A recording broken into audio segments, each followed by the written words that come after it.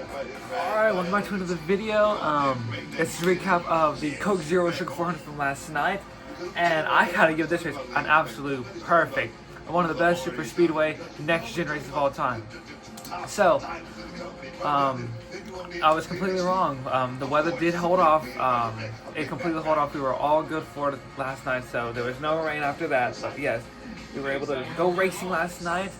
Ryan Blaney did lead him to the field to the green flag. It was a really good one. First caution came out early with Casey Mears losing a right rear tire, spun out, and regular season champion William Byron just missed it. He had a survey penalty after his team made some unapproved adjustments, which you're not supposed to touch the car after qualifying. You touch the car, you're in big trouble, and that's what the 24 team did after qualifying. Of course, it was lightning out due to some lightning in the area, which happened on Friday, so lightning did cause a factor. Didn't cause a factor in last night's race, but yes. So the first caution came out. Byron got lucky with the free pass, so he was back on the lap. And then, coming off of turn 4, playoff and almost eliminated was Tyler Reddick. Tyler Reddick's car got tight, washed up the racetrack and into Ty Gibbs.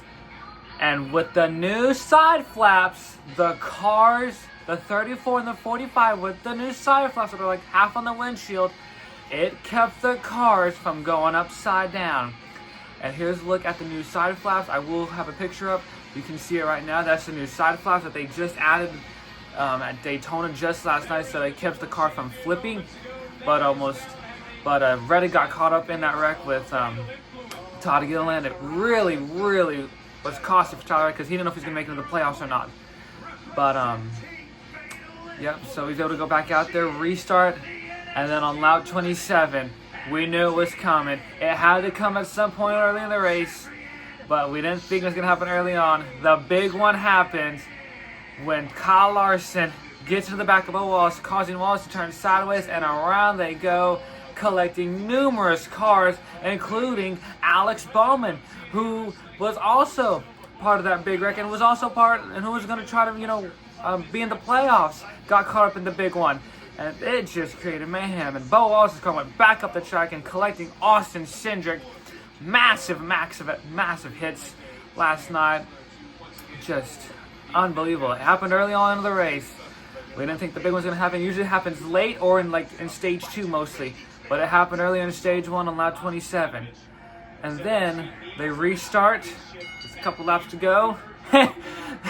The man who created the big one, Kyle Larson, goes on to win stage 1. So the man who gets in the back of Bubba Wallace, creating the big one, goes on and wins stage 1 at Daytona. That's never happened before, to be honest. I don't think that's ever happened before, to be honest. But yes, Larson wins stage 1. And then we begin stage 2. They go 2 wide, some go 3 wide. All of us try to make it 4 wide, which you cannot make 4 wide here at Daytona. It's not a wide enough track compared to Talladega. Talladega, you can make it even 4 wide. I don't even know you can make it 5 wide at Talladega or at Daytona. If you try to make it 5 wide, you're asking for trouble. But we'll see Talladega on October. So in 2 months' time, we'll be seeing them race the final super speedway of the year before we head to the championship race on November 4th in Phoenix. And then another contract came out with Carson Hocevar with his engine expiring. So his engine expired, so they restart.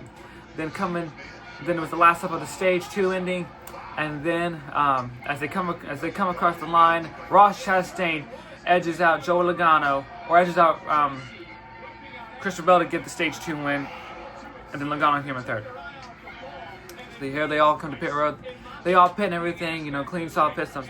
Final stage gets underway. On lap 108 out of 160, Denny Hamlin, who was caught up in the big one, had a whole bunch of damage to the race car, so he really wasn't in the factor. But yes, had a tire issue, so that brought out the caution. And so we restart again at Daytona with a handful of laps to go, and then with about 13 laps to go, Joe Logano doing Joe Logano things as one of the aggressive and one of the risk takers of blocking. Joe Logano blocks and then Joe Logano gets turned by Chris Buescher trying to block, and spins almost on the pit road. And if he would have kept that car on pit road, the caution would have come out. But since he drove around the grass, the caution came out, so we had to restart. So Logano didn't bring out the caution, so we restart with 6 laps to go, and then they take the white flag, and what an unbelievable! I think that had to be one of the best finishes ever. They come to line 4 wide. Who takes the advantage?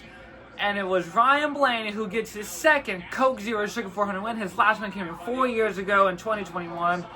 And who won the championship that year? Kyle Larson. So hopefully I get good luck here, but I doubt it.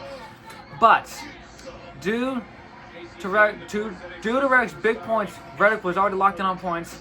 And since there was no new winner, and I think Ryan Blaney, well, I think Alex Bowman will have to thank Ryan Blaney after this, but Alex Bowman is now in the playoffs since there is no new winner. And here's a look at your playoff right here.